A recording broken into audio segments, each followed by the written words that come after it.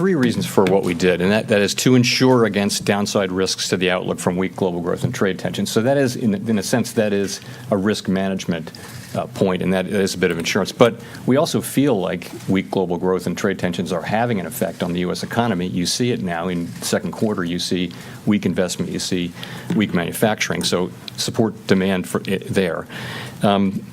And also to support return of inflation at 2%.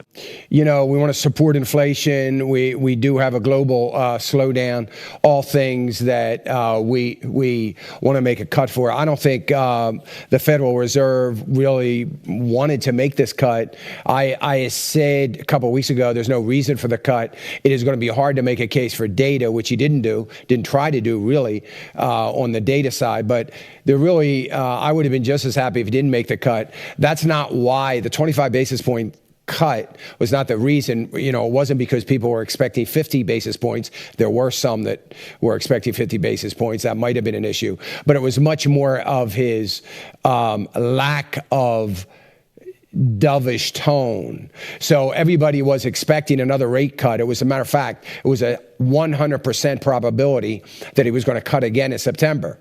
That is now down dramatically. It doesn't look like September there's going to be a cut. It's not to say there couldn't be, but it looks like more like 2 cuts in rates between yesterday, 1 more cut in December for this year. And that's going to be about it. And I think it's still going to be hard to make the case. I don't know, maybe December, it'll be a little bit easier to make the case for a cut. Let me tell you what I do like about the cut. Again, if it were me, I wouldn't have voted to make the cut. But let me just tell you what I do like.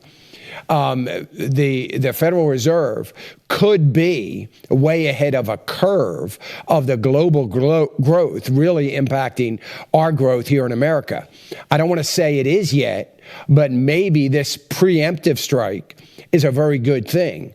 And, you know, one of the things that I'm always sick and tired of, and I've been complaining about for the last 30 years, is that the Fed's always behind the curve, always late making adjustments either on the upside or the downside. So maybe this all turns out to be a good thing in the long run.